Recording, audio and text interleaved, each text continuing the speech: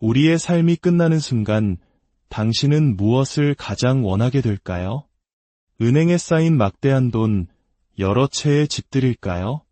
아니면 저 사람의 예수님을 향한 사랑이 내게 큰 영감을 주었다고 말해주는 수많은 사람들일까요? 오늘 우리는 이 깊은 질문에 대한 답을 찾아가는 여정을 시작하려 합니다. 잠시 시간을 내어 이야기에 귀를 기울여 주십시오.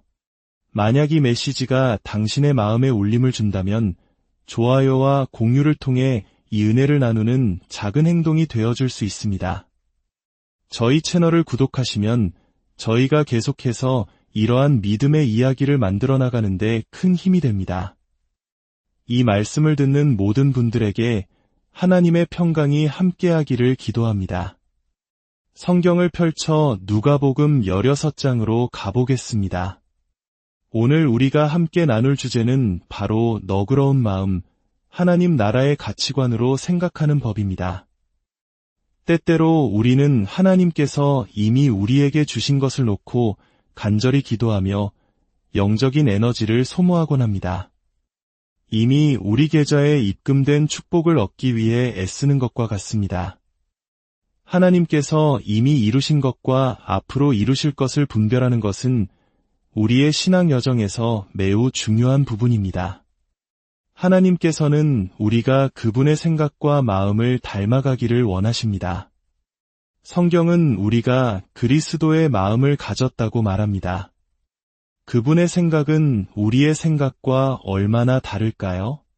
그 차이를 발견하고 기꺼이 우리의 생각을 조정해 나갈 때 우리는 이 땅에서 그분의 뜻을 이루는 통로가 될 수 있습니다. 뜻이 하늘에서 이루어진 것 같이 땅에서도 이루어지이다.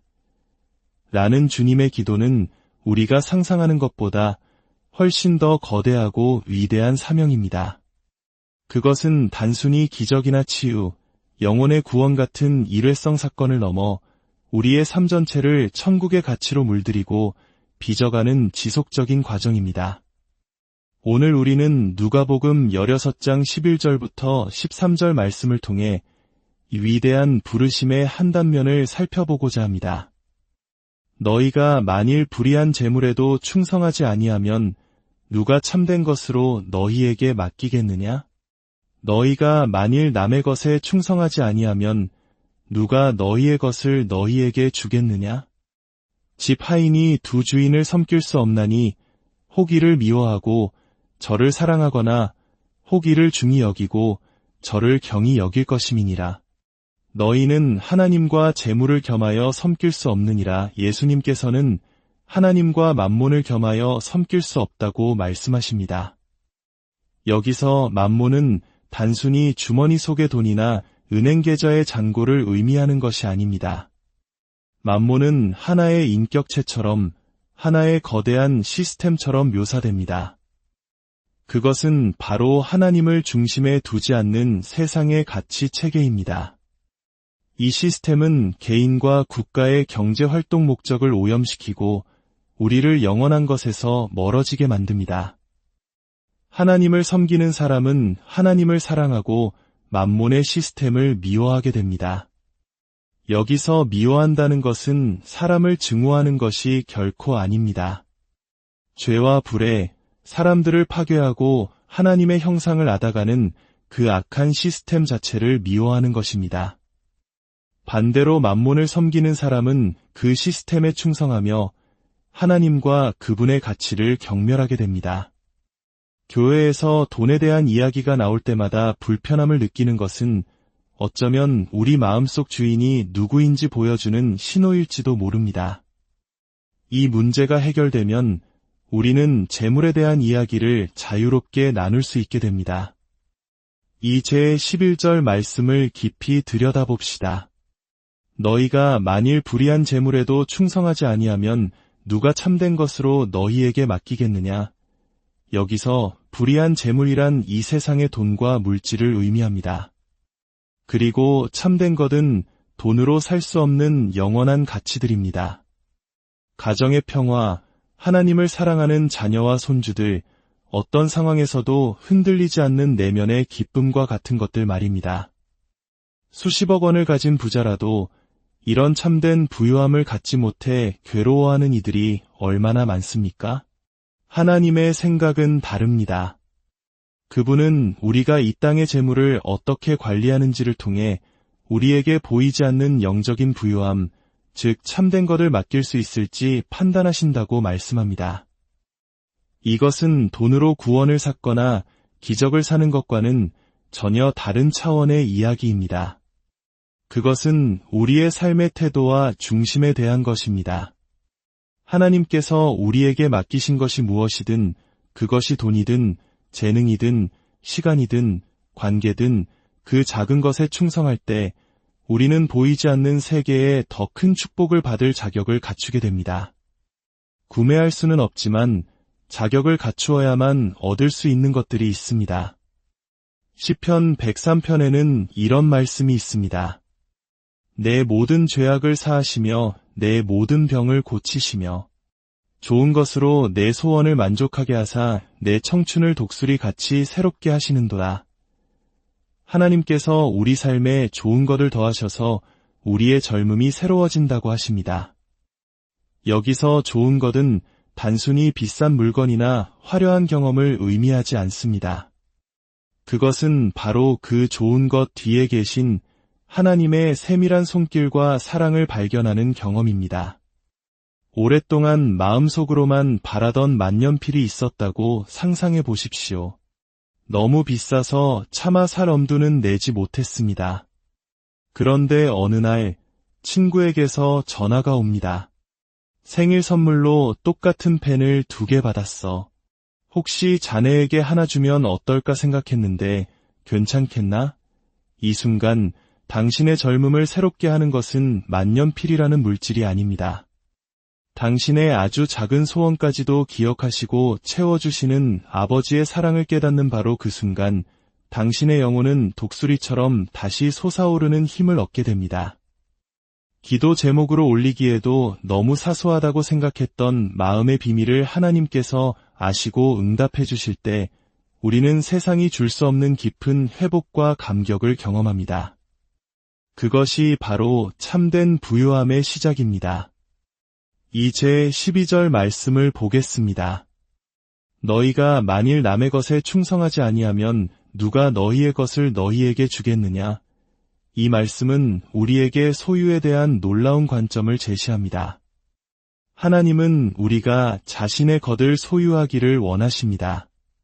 그리고 그 자격은 남의 것을 어떻게 다루느냐에 달려있다고 말씀합니다. 상상해 보십시오. 당신은 오랫동안 기도한 끝에 새 직장을 얻었지만 출퇴근에 쓸만한 차가 없습니다. 그러던 중 회사는 당신에게 출장을 명하며 렌터카를 제공합니다. 당신은 그 렌터카를 어떻게 다루겠습니까? 많은 사람들이 내 차가 아니니까라는 생각으로 렌터카를 험하게 다룹니다. 하지만 하나님은 바로 그 순간 우리를 지켜보고 계십니다. 우리가 남의 소유를 어떻게 관리하는지를 통해 우리에게 자신의 것을 맡길 수 있을지를 판단하십니다. 이 원리는 물질에만 국한되지 않습니다. 직장에서 당신이 그토록 원했던 승진의 기회가 다른 동료에게 돌아갔을 때 당신은 어떻게 반응하겠습니까? 질투와 분노에 휩싸여 속으로 그를 비난하겠습니까? 아니면 그의 성공을 진심으로 축하해주며 그의 기쁨에 동참하겠습니까? 그 순간은 바로 남의 것, 즉 동료에게 주어진 호의의 순간을 관리할 기회입니다.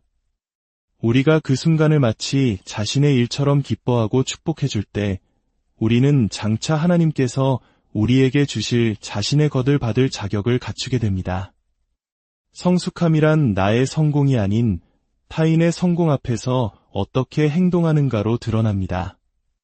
다른 사람이 간증을 나눌 때 우리는 더 대단하고 놀라운 간증으로 그 사람의 빛을 가리고 싶은 유혹을 받기도 합니다. 하지만 그 순간 잠시 멈추어 그 사람이 하나님께 받은 은혜의 순간을 온전히 누릴 수 있도록 지켜주고 격려해주는 것, 그것이 바로 남의 것을 귀하게 여기는 청지기의 자세입니다. 누가복음 19장에는 한 주인이 10명의 종에게 각각 한 문화씩을 맡기고 떠나는 비유가 나옵니다. 돌아온 주인 앞에서 한 문화로 10문화를 남긴 종은 칭찬과 함께 놀라운 상을 받습니다. 잘하였다, 착한 종이여. 내가 지극히 작은 것에 충성하였으니 열고 올 권세를 차지하라. 주목하십시오. 돈에 대한 충성함의 보상은 더 많은 돈이 아니었습니다. 그것은 바로 영향력, 즉 10개의 도시를 다스릴 권세였습니다. 이것이 바로 참된 부요함입니다. 하나님은 우리가 작은 물질을 어떻게 다루는지를 보시고 한 지역과 공동체에 선한 영향력을 미칠 수 있는 더 큰 책임을 맡기십니다. 우리의 삶 마지막 순간에 우리가 남길 유산은 돈이나 명예가 아니라 우리가 다른 사람들의 삶에 어떤 긍정적인 영향을 미쳤는가 하는 것입니다. 사랑하는 여러분, 하나님께서 당신의 손에 무엇을 맡기셨습니까? 그것이 아무리 작고 사소해 보일지라도 그 안에는 영원한 것을 향한 문이 숨겨져 있습니다. 작은 것에 대한 당신의 충성스러움이 당신을 위대한 영향력의 자리로 이끌 것입니다. 어쩌면 지금 당신의 삶이 무언가에 꽉 막혀 있다고 느낄 수도 있습니다. 아무리 기도해도 돌파구가 보이지 않는 것 같을 수 있습니다. 구약 성경을 보면 이스라엘 백성들은 위기의 순간에 예기치 않은 희생 제물을 드림으로써 계절을 바꾸고 돌파구를 열었습니다. 만약 당신이 그러한 시기를 지나고 있다면 하나님 앞에 의도적인 희생을 드려보는 것은 어떨까요? 그것은 하나님께 당신의 계절을 바꿔달라고 요청하는 강력한 믿음의 행위가 될 수 있습니다. 일주일치 점심값의 일부를 떼어 노숙인에게 식사를 대접하며 며칠간 금식할 수도 있고 당신이 아끼는 시간이나 재능을 다른 일을 위해 기꺼이 내어드릴 수도 있습니다. 중요한 것은 형식이 아니라 하나님께서 일하실 수 있는 믿음의 발판을 마련해드리는 당신의 마음입니다. 하나님의 말씀이라는 날카로운 검이 오늘 우리의 생각과 마음을 나누기를 기도합니다. 세상의 가치관과 하나님의 가치관이 선명하게 구분되기를, 그래서 우리가 불의한 재물에 충성함으로 참된 부요함을 얻고 남의 것에 충성함으로 마침내 우리 자신의 영원한 기업을 상속받게 되기를 말입니다. 주님, 이 말씀을 듣는 모든 이들의 영적인 눈을 열어주소서. 이 땅의 작은 것들을 통해 하늘의 위대한 것을 볼 수 있는 지혜를 주시고 우리의 일상이 하나님 나라의 가치를 실천하는 충성의 훈련장이 되게 하소서. 그리하여 우리의 삶이 돈으로 계산할 수 없는 참된 부요함으로 가득 차게 하시고 세상에 선한 영향력을 끼치는 축복의 통로로 사용하여 주옵소서. 예수님의 이름으로 기도합니다.